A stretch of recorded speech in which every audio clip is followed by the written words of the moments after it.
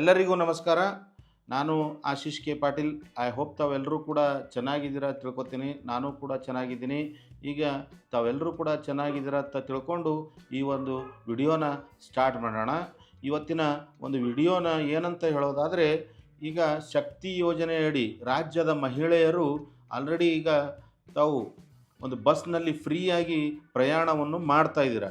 ಈಗ ಅಂಥ ಮಹಿಳೆಯರಿಗೆ ಒಂದು ರಾಜ್ಯದ ಈ ಒಂದು ಏನಪ್ಪ ಸಾರಿಗೆ ಸಚಿವರಾದಂಥ ರಾಮಲಿಂಗಾರೆಡ್ಡಿಯವರು ಒಂದು 2 ಹೊಸ ರೂಲ್ಸ್ಗಳನ್ನು ಮಾಡಿದ್ದಾರೆ. ಅವು ಏನು ರೂಲ್ಸ್ ಅಂತ ಈ ಒಂದು ವಿಡಿಯೋದಲ್ಲಿ ಪೂರ್ತಿಯಾಗಿ ಡೀಟೇಲ್ ಆಗಿ ತಿಳ್ಕೊಳ್ಳೋಣ.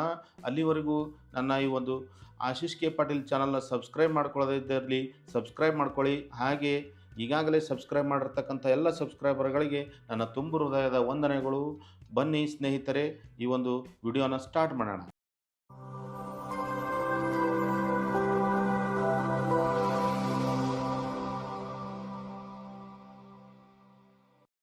ಈಗ ರಾಜ್ಯದ ಜನತೆಗೆ ಒಂದು 5 ಗ್ಯಾರಂಟಿಗಳಲ್ಲಿ ಒಂದು ಶಕ್ತಿ ಯೋಜನೆಯು ಕೂಡ ಒಂದು.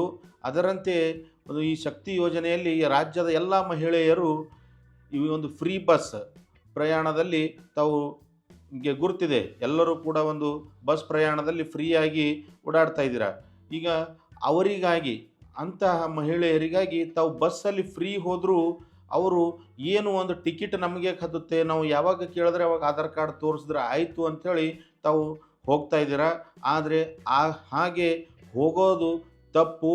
ತಾವು ಒಂದು ಟಿಕೆಟನ್ನು ತಗೋಬೇಕು, 0 ಟಿಕೆಟನ್ನು ತಗೊಳ್ಳೇಬೇಕು, ಕಂಪಲ್ಸರಿಯಾಗಿ ತಗೊಳ್ಬೇಕು. ತಾವು ತಗೊಂಡಿಲ್ಲಪ್ಪ ಅಂದರೆ ಏನು 2 ರೂಲ್ಸ್ಗಳಿದ್ದಾವೆ, ಇವು 2 ರೂಲ್ಸ್ಗಳು ತಾವು ಫಾಲೋ ಮಾಡಲಿಲ್ಲಪ್ಪ ಅಂದರೆ ತಮ್ಮ ಮೇಲೆ ಒಂದು ದಂಡ, ಒಂದು ಕಟ್ಟಿಟ್ಟ ಬುತ್ತಿ ಅಂತ ಹೇಳ್ಬೋದು. ಯಾಕಂದರೆ ತಾವು ಈಗ ಫ್ರೀ ಇದೆ, ಬಸ್ ಅಂತೂ ಫ್ರೀ ಇದೆ, ನಡಿ ಬಸ್ ರಶ್ ಇರುತ್ತೆ, ಎಲ್ಲಿ ಕಂಡಕ್ಟರ್ ಮುಂದಿದ್ದಾರೆ ಏನೋ, ಎಲ್ಲಿ ಟಿಕೆಟ್ ತೊಗೊಳ್ಳೋಣ ಅಂತ ತಾವು ಹಾಗೆ ಕೂತ್ರೆ ಮುಂದೆ ಯಾರಾದರೂ ಚೆಕ್ ಮಾಡ್ಲಿಕ್ಕೆ ಬಂದರೆ ತಮ್ಮ ಹತ್ರ 0 ಟಿಕೆಟ್ ಇದ್ದಿದ್ದಿಲ್ಲಪ್ಪ ಅಂದರೆ ತಮಗೆ ದಂಡ ಬೀಳ್ಬೋದು. ಅದು ಒಂದು ಡಿಸ್ಟೆನ್ಸ್, ನೀವು ಎಷ್ಟು ಡಿಸ್ಟೆನ್ಸಲ್ಲಿ ಪ್ರಯಾಣಿಸ್ತಾ ಇದ್ದೀರಾ ಅದರ ಮೇಲೆ ಅವರ ಒಂದು ಶೇಕಡಾವಾರು ತಮಗೆ ಒಂದು ದಂಡವನ್ನು ಹಾಕ್ತಾರೆ. ಅದಕ್ಕಾಗಿ ತಾವು ಟಿಕೆಟನ್ನು 0 ಟಿಕೆಟ್ ಆದರೂ ತಗೊಳ್ಳೇಬೇಕು. ಇದು ಕಂಪಲ್ಸರಿ ಮಾಡಿದ್ದಾರೆ. ಈಗ ಈ ಒಂದು ರೂಲ್ಸನ್ನು ಬಸ್ ಎಷ್ಟೇ ರಶ್ ಇರಲಿ ತಗೊಳ್ಳೇಬೇಕು. ಈಗ ಗಂಡಸರಿಗಂತೂ ಟಿಕೆಟ್ ಇದೆ, ಈಗ ಹೆಣ್ಮಕ್ಳಿಗೆ, ಮಹಿಳೆಯರಿಗೆ ಟಿಕೆಟ್ ಇಲ್ಲ. ಅದಕ್ಕಾಗಿ ಅವರು ಕಂಪಲ್ಸರಿಯಾಗಿ ಟಿಕೆಟನ್ನು 0 ಟಿಕೆಟನ್ನು ತಗೊಳ್ಳೇಬೇಕು.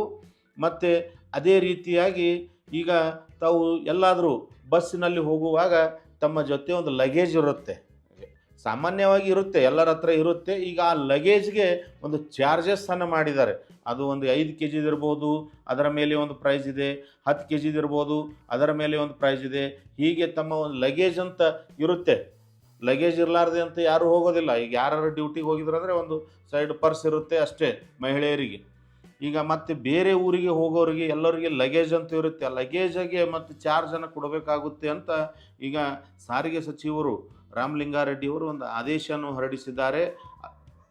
ಅವರಿಗಾಗಿ ಯಾರು ಮಹಿಳೆಯರು ಏನು ಲಗೇಜ್ ಇದೆಯಲ್ಲ, ತಾವು ಸೀಟ್ ಮೇಲೆ ಕೂತ್ರೆ ತಮ್ಮ ಹತ್ರ ಇದ್ದಂಥ ಲಗೇಜನ್ನು ತಾವು ಬಾಜು ಸೀಟಲ್ಲಿ ಮತ್ತು ಇಲ್ಲಿ ತಮ್ಮ ಎದುರುಗಡೆ ಕೂತಲ್ಲಿ ತೊಡೆ ಮೇಲೆ ಇಟ್ಕೊಂಡು ಕೂಡ್ತೀವಿ ಅಂದರೂ ಕೂಡ ನಡೆಯೋದಿಲ್ಲ. ಲಗೇಜ್ ಇದ್ದರೆ ಅದಕ್ಕೆ ಟಿಕೆಟನ್ನು ಕೊಡಲೇಬೇಕಾಗುತ್ತೆ. ತಾವು ಸೈಡ್ ಒಂದು ಸೀಟಲ್ಲಿಟ್ಟರೆ ಇನ್ನೊಬ್ಬ ಯಾರು ಪ್ರಯಾಣಿಕರಿಗೆ ಬಹಳ ಸಮಸ್ಯೆ ಆಗುತ್ತೆ, ತೊಂದರೆ ಆಗುತ್ತೆ. ಮತ್ತು ಇಲ್ಲಿ ಈಗ ನೀವು ಕಾಲಲ್ಲಿ ನಾವು ಕೂತಲ್ಲಿ ಎದುರುಗಡೆ ಇಟ್ಕೋತೀವಿ ಅಂದರೆ ಅಲ್ಲೂ ಕೂಡ ಸಮಸ್ಯೆ ಆಗುತ್ತೆ ಅಂಥೇಳಿ ತಾವು ಎಷ್ಟೇ ಲಗೇಜ್ ಇರಲಿ ಅದಕ್ಕೆ ಒಂದು ಚಾರ್ಜನ್ನು ಕೊಡಬೇಕಂತ ಈಗ ಈ ಒಂದು ಸಾರಿಗೆ ಡಿಪಾರ್ಟ್ಮೆಂಟ್ ಆದೇಶವನ್ನು ಹೊರಡಿಸಿದ್ದಾರೆ.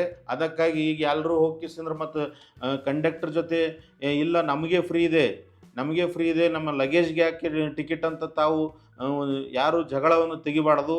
ಅದಕ್ಕಾಗಿ ಅದು ಎಷ್ಟು ಲಗೇಜ್ಗಾಗಿ ಒಂದು ಪ್ರತ್ಯೇಕ ವ್ಯವಸ್ಥೆ ಮಾಡಿರ್ತಾರೆ. KSRTC ಬಸ್ ಆಯಿತು, BMTC ಬಸ್ ಆಯಿತು, ಯಾವುದೇ ಬಸ್ಸಲ್ಲಿ ಪ್ರಯಾಣಿಸ್ರಿ, ಅದಕ್ಕಾಗಿ ಒಂದು ಸಪ್ರೇಟ್ ಕಂಪಾರ್ಟ್ಮೆಂಟ್ ಇರುತ್ತೆ, ಅಲ್ಲಿ ತಮ್ಮ ಲಗೇಜನ್ನು ಇಡಬೇಕು.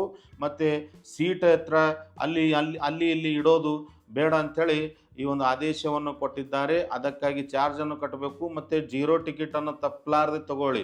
ಇಲ್ಲಾಂದರೆ ಇವು 2 ರೂಲ್ಸನ್ನು ಕಂಪಲ್ಸರಿ ಫಾಲೋ ಮಾಡೇಬೇಕು. ಈಗಂತೂ ಬಹಳ ಒಂದು ಕಟ್ಟುನಿಟ್ಟಿನ ನಿಯಮಗಳು ಬರ್ತಾ ಇದ್ದಾವೆ ಸರ್ಕಾರಕ್ಕೆ. ಯಾಕಪ್ಪ ಅಂದರೆ ಇವು ಯೋಜನೆಗಳು ಹೇಗಾದರೂ ಮಾಡಿ ಬಹಳಷ್ಟು ಜನಕ್ಕೆ ಒಂದು ಸರ್ಕಾರಕ್ಕೆ ಹೊರೆ ಆಗ್ತಾ ಇದೆ. ಅದಕ್ಕಾಗಿ ಈ ಒಂದು ರೀತಿಯಿಂದ ಹೇಗಾದರೂ ಮಾಡಿ ಸ್ವಲ್ಪ ಆದರೂ ಏನಾದರೂ ಕಟ್ಟುನಿಟ್ಟಿನ ಕ್ರಮವನ್ನು ಕೈಗೊಳ್ಳಬೇಕು.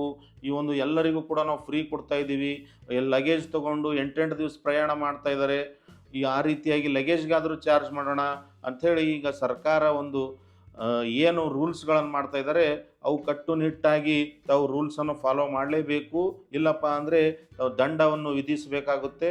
ಈ ಒಂದು ಮಾಹಿತಿ ತಮಗೆ ಉಪಯುಕ್ತ ಆಗಿದ್ದರೆ ಇನ್ನೊಬ್ಬರಿಗೂ ಕೂಡ ಶೇರ್ ಮಾಡಿ. ಈ ಒಂದು ವಿಡಿಯೋ ತಮಗೆ ಲೈಕ್ ಆದರೆ ಒಂದು ಲೈಕ್ ಬಟನನ್ನು ಒತ್ತಿ, ಮತ್ತು ನನ್ನ ಚಾನಲ್ನ ಒಂದು ಆಶೀಶ್ ಕೆ ಪಾಟೀಲ್ನ ಚಾನಲ್ನ ಸಬ್ಸ್ಕ್ರೈಬ್ ಮಾಡದೇ ಇದ್ದಲ್ಲಿ ಸಬ್ಸ್ಕ್ರೈಬ್ ಮಾಡಿ. ಹಾಗೆ ಬೆಲ್ ಬಟನ್ ಕೂಡ ಒತ್ತೋದನ್ನು ಮರಿಬೇಡಿ. ಈಗಾಗಲೇ ಸಬ್ಸ್ಕ್ರೈಬ್ ಮಾಡಿರ್ತಕ್ಕಂಥ ಎಲ್ಲ ಸಬ್ಸ್ಕ್ರೈಬರ್ಗಳಿಗೆ ತುಂಬ ಹೃದಯದ ವಂದನೆಗಳು. ಮತ್ತೆ ಸಿಗೋಣ ಗೆಳೆಯರೇ. ಮತ್ತೆ ಮುಂದಿನ ವಿಡಿಯೋದಲ್ಲಿ ಇದೇ ರೀತಿಯಾಗಿ ಉಪಯುಕ್ತ ಮಾಹಿತಿಗಳು ತಮಗಾಗಿ ತರ್ತೀನಿ. ಅಲ್ಲಿವರೆಗೂ ಎಲ್ಲರಿಗೂ ಶುಭವಾಗಲಿ. ನಮಸ್ಕಾರ.